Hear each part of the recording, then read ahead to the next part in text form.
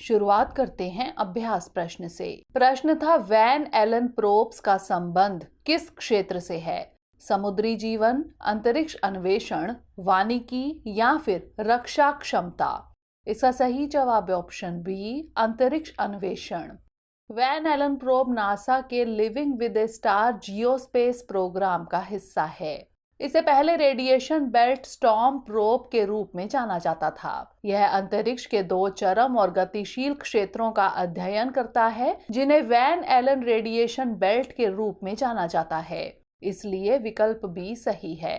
यह पूरे सौर मंडल में संचालित होने वाली मूलभूत प्रक्रियाओं का पता लगाता है। यह अंतरिक्ष में विकिरण बेल्ट का अध्ययन करके पृथ्वी और निकट पृथ्वी अंतरिक्ष पर सूर्य के प्रभाव को समझने में भी मदद करता है। तो इस तरह इस प्रश्न का सही जवाब है ऑप्शन बी, अंतरिक्ष अन्वेषण। आज के सेशन का पहला प्रश्न है, प्रोजेक्ट मौसम के संबंध में निम्नलिखित कथनों पर विचार कीजिए। 1. इसे विदेश मंत्रालय द्वारा लॉन्च किया गया है। 2. यह मॉनसूनी हवाओं और अन्य जलवायु कारकों को समझने का एक प्रयास है। उपर्युक्त में से कौन सा यहाँ से कथन सही है या फिर है? केवल 1, केवल 2, दोनों 1 और 2, या फिर ना तो 1 और ना ही 2? इसका सही जवाब है ऑप्शन बी, केवल 2। प्रोजेक्ट मौसम वर्ष 2014 में दोहा कतर में आयोजित यूनेस्को की 38वीं विश्व धरोहर समिति की बैठक में संस्कृति मंत्रालय द्वारा लॉन्च किया गया था। इसलिए कथन 1 सही नहीं है।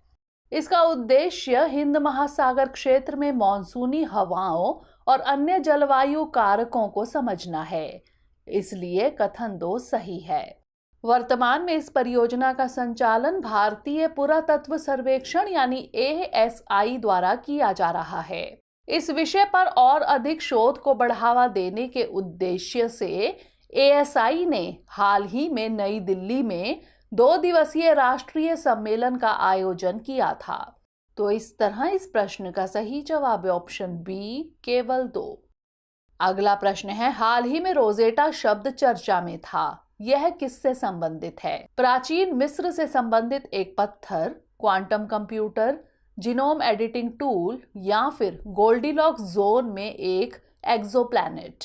इसका सही जवाब है ऑप्शन ए, प्राचीन मिस्र से संबंधित एक पत्थर। मिस्र के इतिहासकार चाहते हैं कि ब्रिटेन 2000 साल पुराना रोजेटा स्टोन यानी पत्थर उन्हें वापस लौटा दें। रोजेटा स्टोन ब्रिटिश संग्रहालय में सबसे अधिक देखी जाने वाली वस्तु है, जो प्राचीन मिस्र के अध्ययन के लिए महत्वपूर्ण स्रोत है। इसलिए विकल्प ए सही है। यह एक बड़ा पत्थर का स्लैब है जो एक बड़ी चट्टान का एक टुकड़ा माना जाता है। इस पर 3 लिपियों में शिलालेख है, जिन पर डिक्री या सार्वजनिक संदेश उकरे हुए हैं। यह प्राचीन भारत में अशोक के स्तंभ या शिलालेखों के समान है, जिन पर बुद्ध की शिक्षाओं के संदेश और युद्ध में जीत के बारे में जानकारी मिलती है। तो इस तरह इस प्रश्न का सही जवाब है ऑप्शन ए, प्राचीन मिस्र से संबंधित एक पत्थर। अगला प्रश्न है, प्रत्यक्ष विदेशी उत्पाद नियम यानी FDPR की उत्पत्ति किस देश में हुई? चीन, रूस, USA या फिर भारत? इसका सही जवाब है ऑप्शन सी, USA। हाल ही में अमेरिकी अधिकारियों ने चीन के सुपर कंप्यूटर उद्योग को उन्नत कंप्यूटिंग चिप्स प्राप्त करने से रोकने के लिए प्रत्यक्ष विदेशी उत्पाद नियम यानी FDPR लागू किया है। FDPR को पहली बार 1959 में अमेरिकी प्रौद्योगिकियों के व्यापार को नियंत्रित करने के लिए पेश किया गया था। इसलिए विकल्प सी सही है। यह अनिवार्य रूप से कहता है कि यदि कोई उत्पाद अमेरिकी तकनीक का उपयोग करके बनाया गया था, तो अमेरिकी सरकार के पास उसे बेचने से रोकने की शक्ति है, जिसमें विदेशी देश में बने उत्पाद भी शामिल हैं। तो इस तरह इस प्रश्न का सही जवाब है ऑप्शन सी, USA। अगला प्रश्न है, विश्व भूगोल के संदर्भ में चिहुआहुआन शब्द का उल्लेख किसके लिए किया गया है? पर्वत श्रृंखला, घास का मैदान, उष्णकटिबंधीय वन या फिर रेगिस्तान? इसका सही जवाब है ऑप्शन डी, रेगिस्तान। चिहुआहुआन रेगिस्तान इको रीजन लगभग 647,500 वर्ग किलोमीटर में फैला है, इसलिए विकल्प डी सही है। इसका 90% से अधिक क्षेत्र मैक्सिको में और शेष संयुक्त राज्य अमेरिका में स्थित है। यह उत्तरी अमेरिका का सबसे बड़ा मरुस्थल है। इसकी पूर्वी सीमा उत्तरी अमेरिकी महाद्वीप पर पौधों के विकास के सबसे पुराने और समृद्ध केंद्रों में से एक है। यह 3,500 पौधों की प्रजातियों को समेटे हुए हैं, जिसमें दुनिया की लगभग 1/4 कैक्टस प्रजातियां शामिल हैं। तो इस तरह इस प्रश्न का सही जवाब है ऑप्शन डी, रेगिस्तान। अगला प्रश्न है, poverty and shared prosperity report किसके द्वारा जारी की जाती है? अंतर्राष्ट्रीय मुद्रा कोष, संयुक्त राष्ट्र विकास कार्यक्रम, विश्व बैंक या फिर विश्व आर्थिक मंच? इसका सही जवाब है ऑप्शन सी, विश्व बैंक। विश्व बैंक की poverty and shared prosperity report वैश्विक गरीबी और साझा समृद्धि पर नवीनतम अनुमान प्रदान करती है, इसलिए विकल्प सी सही है। यह एक द्विवार्षिक श्रृंखला है जो गरीबी में कमी और साझा समृद्धि को बढ़ावा देने के लिए एक केंद्रीय चुनौती की खोज करती है। इस रिपोर्ट का हालिया संस्करण वैश्विक अर्थव्यवस्था को झटके की एक असाधारण श्रृंखला के बाद गरीबी के परिदृश्य पर पहला व्यापक रूप प्रदान करता है। कोविड-19, बढ़ती खाद्य एवं ऊर्जा कीमत, जलवायु परिवर्तन और दुनिया के सबसे बड़े खाद्य उत्पादकों के बीच संघर्ष ने वैश्विक गरीबी को बड़ा झटका दिया है। तो इस तरह इस प्रश्न का सही जवाब है ऑप्शन सी, विश्व बैंक।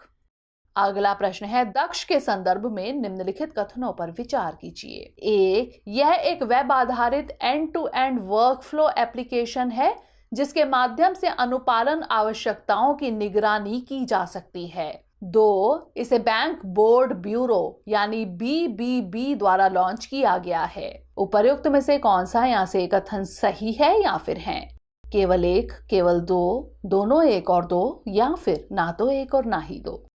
इसका सही जवाब है ऑप्शन ए, केवल एक। हाल ही में भारतीय रिजर्व बैंक यानी RBI के गवर्नर ने दक्ष नामक एक नई सुपर टेक पहल शुरू की है, इसलिए कथन 2 सही नहीं है। यह एक वेब आधारित end to end workflow application है। इसके माध्यम से RBI बैंकों और अन्य वित्तीय संस्थानों में अनुपालन आवश्यकताओं की निगरानी कर सकेगा, इसलिए कथन 1 सही है। इससे बैंकों और अन्य वित्तीय संस्थानों की कार्य प्रणाली की निगरानी में भी मदद मिलेगी। तो इस तरह इस प्रश्न का सही जवाब है ऑप्शन ए, केवल एक। अगला प्रश्न है, विज्ञान एवं इंजीनियरिंग अनुसंधान बोर्ड यानी SERB की स्थापना किस पंचवर्षीय योजना में की गई थी? 8वीं योजना, 9वीं योजना, 10वीं योजना या फिर 11वीं योजना? इसका सही जवाब है ऑप्शन डी, 11वीं योजना। हाल ही में डॉक्टर अखिलेश गुप्ता ने विज्ञान एवं इंजीनियरिंग अनुसंधान बोर्ड यानी SERB के सचिव के रूप में अतिरिक्त प्रभार ग्रहण किया। SERB की स्थापना 11वीं पंचवर्षीय योजना के दौरान विज्ञान एवं इंजीनियरिंग अनुसंधान बोर्ड अधिनियम 2008 के तहत की गई थी, इसलिए विकल्प डी सही है। इस प्रकार यह एक सांविधिक निकाय है। यह विज्ञान एवं प्रौद्योगिकी विभाग के अधीन कार्य करता है। इस बोर्ड का उद्देश्य विज्ञान एवं इंजीनियरिंग में बुनियादी अनुसंधान को बढ़ावा देना और ऐसे अनुसंधान में लगे व्यक्तियों को वित्तीय सहायता प्रदान करना है। तो इस तरह इस प्रश्न का सही जवाब है ऑप्शन डी, 11वीं योजना। अगला प्रश्न है, यह दूसरे सबसे बड़े पेंगुइन हैं। इनकी IUCN स्थिति लीस्ट कंसर्न है। यह घोंसला नहीं बनाते बल्कि अपने पैरों पर ही अंडों को इंक्यूबेट करते हैं। पेंगुइन की इस प्रजाति का नाम क्या है? Emperor penguin, king penguin, royal penguin या फिर हम्बोल्ट पेंगुइन? इसका सही जवाब है option B, king penguin. King penguin दूसरे सबसे बड़े पेंगुइन हैं जिनमें नर पेंगुइन मादा से थोड़े बड़े होते हैं। पूरे प्रजनन काल में मादा पेंगुइन के शरीर का द्रव्यमान बदलता रहता है। यह पेंगुइन घोंसला नहीं बनाते बल्कि अपने पैरों पर ही अंडों को इंक्यूबेट करते हैं। इनकी IUCN स्थिति लीस्ट कंसर्न है। किंग और एम्परर पेंगुइन करीबी रिश्तेदार हैं। इन्हें पहली बार 18वीं शताब्दी की शुरुआत में यूरोपीय खोजकर्ताओं द्वारा खोजा गया था। तो इस तरह इस प्रश्न का सही जवाब है ऑप्शन बी, किंग पेंगुइन। अगला प्रश्न है, भारतीय त्योहारों और मेलों के संदर्भ में अइलम महोत्सव भारत के किस राज्य से संबंधित है? केरल, तमिलनाडु, कर्नाटक या फिर तेलंगाना? इसका सही जवाब है ऑप्शन ए, केरल। अइलम महोत्सव केरल के अलापुझा में मन्नार साला श्री नागराज मंदिर में मनाया जाता है, इसलिए विकल्प ए सही है। नाग देवताओं को समर्पित यह मंदिर इस मायने में भी अनूठा है कि एक ब्राह्मण महिला इस मंदिर की पुजारन होती है। यह महोत्सव मलयालम महीने थुलम में अलियम नक्षत्र में पड़ता है, जो मोटे तौर पर अक्टूबर या नवंबर में आता है। इसके प्रमुख आकर्षण में से एक जुलूस है, जिसमें मंदिर की सभी नाग मूर्तियों और पवित्र उपवन को उस इल्लम यानी ब्राह्मण पैतृक घर में ले जाया जाता है, जो मंदिर का प्रबंधन करता है। तो इस तरह इस प्रश्न का सही जवाब है ऑप्शन ए, केरल। अंतिम प्रश्न है, यह नाट्य कला रूप आमतौर पर केवल मंदिर के थिएटरों में ही प्रदर्शित किया जाता है। इसमें हाथ के इशारों का उपयोग करते हुए अभिनय के विशिष्ट तरीके जैसे इल्कियाट्टम, पकारनाट्टम और इरनाट्टम शामिल है। मिझावु इसमें इस्तेमाल किया जाने वाला एक प्रमुख वाद्य यंत्र है। इस नाट्य कला का नाम क्या है? यक्षगान, भांड पाथेर, कुटियाट्टम या फिर तेरुकुट्टू? इसका सही जवाब है ऑप्शन सी, कुटियाट्टम। कुटियाट्टम केरल राज्य में प्रदर्शित की जाने वाली भारत की सबसे प्राचीन जीवंत नाट्य परंपरा है। इसे यूनेस्को द्वारा मानवता की मौखिक और अमूर्त विरासत की उत्कृष्ट कृतियों में से एक के रूप में स्वीकार किया गया है। यह आमतौर पर केवल मंदिर थिएटरों में किया जाता है, जिन्हें कुथम्बलम के नाम से जाना जाता है। कुटियाट्टम शब्द का शाब्दिक अर्थ है एक साथ अभिनय करना। इसमें हाथ के इशारों का उपयोग करते हुए अभिनय के विशिष्ट तरीके जैसे इल्कियाट्टम, पकारनाट्टम और इरनाट्टम शामिल है। मिझावु इसमें इस्तेमाल किया जाने वाला मुख्य वाद्य यंत्र है, जबकि अन्य में इदक्का, शंखु, कुरुमकुझल और कुजीथालम शामिल है। तो इस तरह इस प्रश्न का सही जवाब है ऑप्शन सी, कुटियाट्टम। आइए अब नोट कर लेते हैं आज का अभ्यास प्रश्न। Beijing declaration and platform for action किससे संबंधित है? अंतरिक्ष के लिए शांति संधि, मानवीय सहायता और आपदा राहत, महिला अधिकार या फिर ग्रीन हाउस गैस उत्सर्जन? इसका उत्तर हमें कमेंट सेक्शन में जरूर भेजिएगा। अगले सेशन में नए प्रश्नों के साथ मिलेंगे। तब तक के लिए पढ़ते रहिए एंड स्टे मोटिवेटेड।